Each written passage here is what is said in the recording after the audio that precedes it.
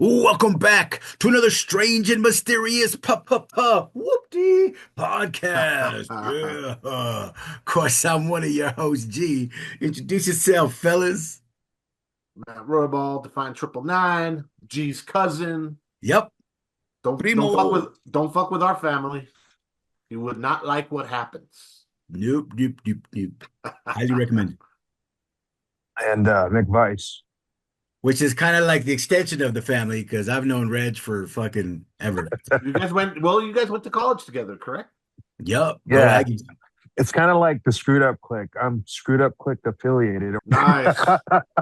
True that. Well, hey, we got a Yeah. huge family. Like our family's massive. Well, you've even dated one of our family members. I mean, it's like right? It's like you Yeah. definitely, dude, you're definitely affiliated. Definitely. Absolutely. Yep. And my mom and dad always say to tell Reg hi for them. So, Yeah. His parents are very nice.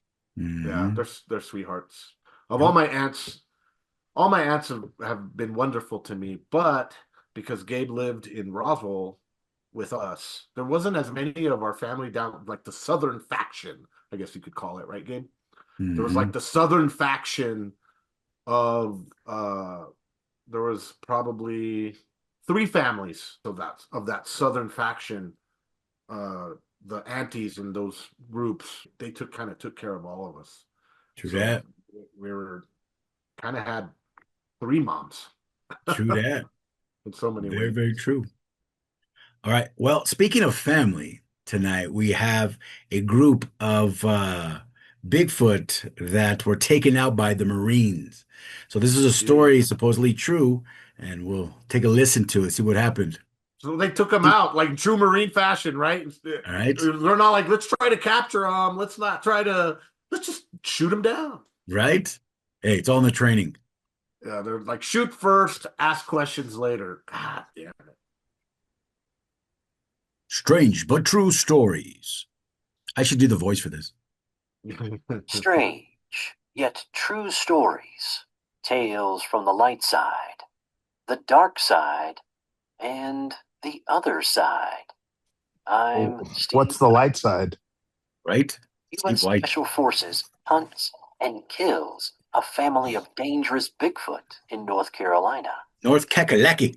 Dave Hmm. Schrader from Darkness Radio received a letter from an anonymous man claiming to be a former U.S. Special Forces operative regarding a mission he was a part of back in the early 1990s. This initial report can be found at phantomsandmonsters.com. Interesting. Phantomsandmonsters.com. Never heard of In that the place. early 1990s, I was with the teams in the Navy. We were sanctioned by an alphabet government agency to put a stop to several aggressive Sasquatch in the high country of western North Carolina. We all thought it was a joke at the mission briefing, but it was no joke. My partner in our team of 12 was my swim buddy. He was Native American, and this man wasn't scared of anything. Before we were ordered to go out, during the briefing, all of these agents were showing us slides of what these creatures did to people, adults and children alike, as well as the damage done to vehicles and homes. Anyway, my buddy turned white with sheer fear. He told me, "This is bad. Really bad." When we arrived in the little mountain village town, the sheriff met us. He told us that he'd never been so happy to see the cavalry since he'd been in Korea. He showed us the actual places where, as he put it, this is where those big hairy demons destroyed this, or killed him, or her, or them, right there. My buddy was taking everything. That's something that I wonder, right? Hmm. Are there actual police reports out there of a Sasquatch actually hurting humans? Of course. There's gotta be. Plenty of them. They just keep that stuff hush hush. Yeah, well, that'd be interesting if we could actually find a report somewhere that of actual, like, I got hit by a Sasquatch or bit by a Sasquatch or, you know what I mean? Yeah. I know, they have it for, strange encounters with, Mothman and aliens and stuff like that. But I don't think I've ever heard of one that has been from, police officers, demons Yeah. also, right? Like ghosts and stuff. So Hmm. I don't know. That's That might be interesting. something we want to look up. Yeah. And like I never saw him before. After talking with the sheriff, our lieutenant told us to fire up because we were going hunting. As we were getting our gear ready, my buddy said to They're gonna me, need an AK. "You know, I always thought that my grandfather was just telling me scary stories about when he and his brothers fought the wild man." At about 1400 hours, we started. By 1600, we found lots and lots of tracks. That's a We Bigfoot. started tracking the creatures. We made out at least 7 different individuals. We made first contact at around 1930, and it was almost dark. The point man stopped dead. Hey, there's one thing that we can all agree on. For sure, we know that this Bigfoot is on the grass. Yeah. He was smoking. His track Yeah. and spoke into his headset. "See one? It's friggin' huge." The lieutenant said, "If you have a shot, take it." He shot this massive, hairy beast with a 7.62 millimeter round, There you go, and it AK. did like a mosquito bit him. This creature turned around and let out a god awful roar. Our point man quickly switched to full auto. This time, the creature dropped like a rock after 10 7.62 millimeter rounds cut up his chest. After first contact, the agents radioed in and said they wanted one alive. Our lieutenant told them to go screw themselves. It took 3 days and nights with almost no sleep, but we dropped 7 of these hairy bastards. We found the missing people, or rather what was left of them. We had one casualty when a team member was snatched straight up into a tree. There was nothing anyone could have done for him. To this day, thinking of those 3 days sends chills down my spine. You won't find those 3 days in any military record or mission log. Going into our mission debriefing, where normally we are asked 1,001 questions about every shot fired, every angle we fired from, every angle we fired on, we were simply told that the past 3 days we were doing rigorous mountain training, and during that training period, we unfortunately lost a man. And with that, the debriefing team stood up and walked out.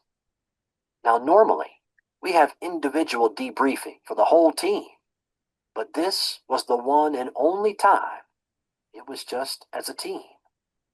So, to answer your next question, what about the Sasquatch bodies? After 3 days, government agents came in and removed all 7 corpses and flew them out.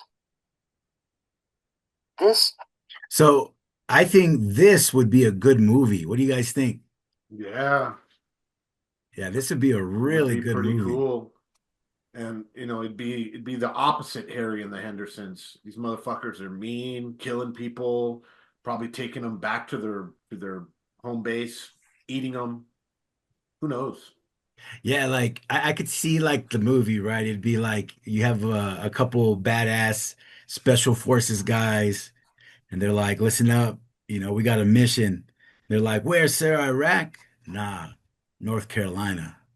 Says you're gonna go in and you're gonna go kill some of these Sasquatches. Or what if they don't tell them what they are? They just drop them in there and see what they encounter. And at Yeah. night they just see the red eyes. It would be almost like a like another Predator style movie. Hmm. Bring them in by helicopter, drop them in real remote part of the country.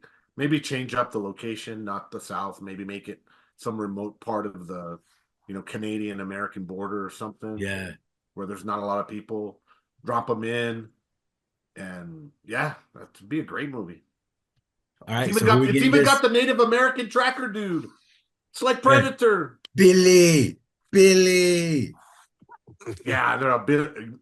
And remember, they asked Billy. He goes, "I'm scared, Major."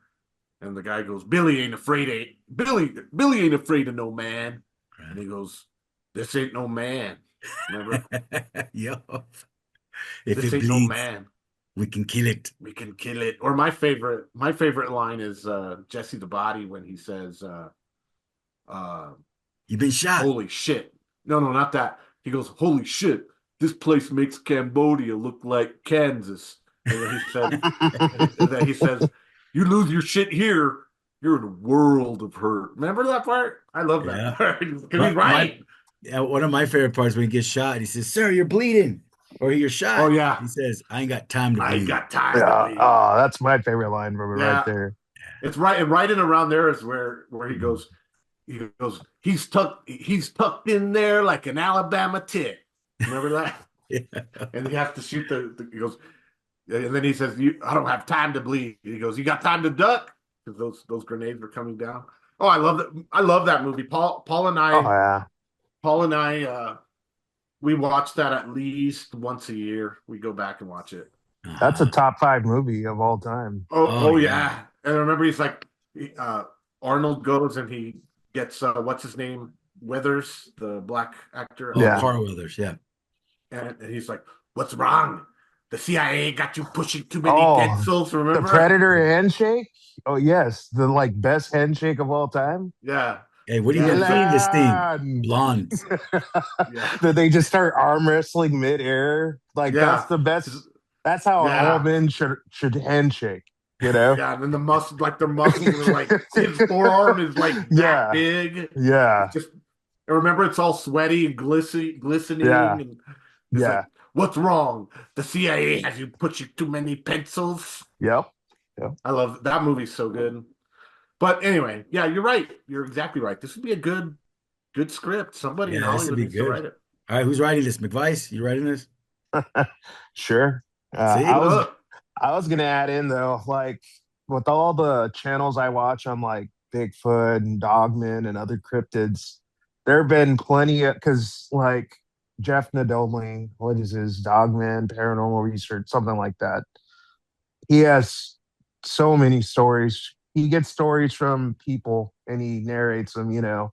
He picks out the best ones and just tells their stories. hmm, So many about special forces, US Marines, Army Rangers, you name it, Navy SEALs, being sent into the national parks to go hunt not only Bigfoot, but dogmen. Have you guys heard of the crawlers? It's mm-mm. Mm-mm. okay, it's another cryptid type thing. Uh, Nephilim or giants. Yeah, heard of those. Um, Plenty of stories from cops, plenty of stories from park rangers as well. So for Oh, me, I I'm bet like, park rangers. oh yeah, absolutely. I bet they've seen some shit. You guys understand the national parks are not what you think they are, and the government knows this. You know, But Hmm. this is my I question, McVice. Why keep the existence of a creature like Bigfoot a secret? What's the reasoning? Is it that because I they don't. can't? Is it because they can't control them, and so the government would just rather the populace not know about something that they have no control over? Like, what do you I what do you guys think is up with that? Me Hmm. personally, I think this stuff has to do with controlling information. Like they don't want people to be able to connect dots to the truth. You know, Mm, I'll just leave it at that. But and more things as well. You know, mhm. I just we do. realized. Yeah, Oh, go ahead. Sorry. no, you're good. Go for it, I man. was gonna, I was gonna say. I just realized Matt's shirt, Lindsay Borden. Yep, Yeah, she had an axe to grind that night. she did. Well, and you know what? They've researchers have stated later now that they think that it was actually she was actually had a partner in the crime, and Hmm. it was her cousin. So so back so way back then, the rules for inheritance were different, right? Women couldn't inherit stuff. A lot of people don't know this, but if the only way women could inherit stuff is if there was no men in the family left. So, for instance, um, if Lizzie Borden's family all died, she had the only other member of her family alive was a male cousin. Okay, and so that's the way it used to be. So the new research that I've read on the Lizzie Borden incident is that they think Lizzie and the cousin, Lizzie convinced the cousin to help her kill her family so that he could get all the money. What the cousin didn't know was that the law had just been changed so that women could actually inherit, so daughters could inherit their family's wealth if the all the men in the family were dead. But the Hmm. cousin didn't know.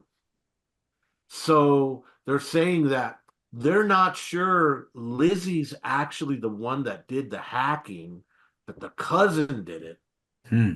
but they knew that but in their discussions, they knew that no one would believe that little poor Lizzie could do it, right?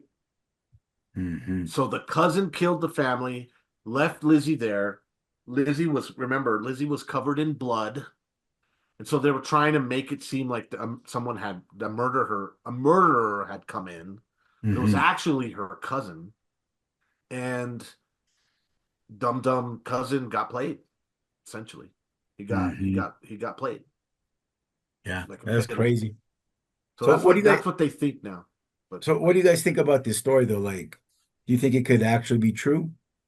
I think Yes. it could. It's Yeah. possible if you know if the government knows of the existence of creatures when they're not creating problems because they're in remote parts of the wilderness, it's just okay, whatever.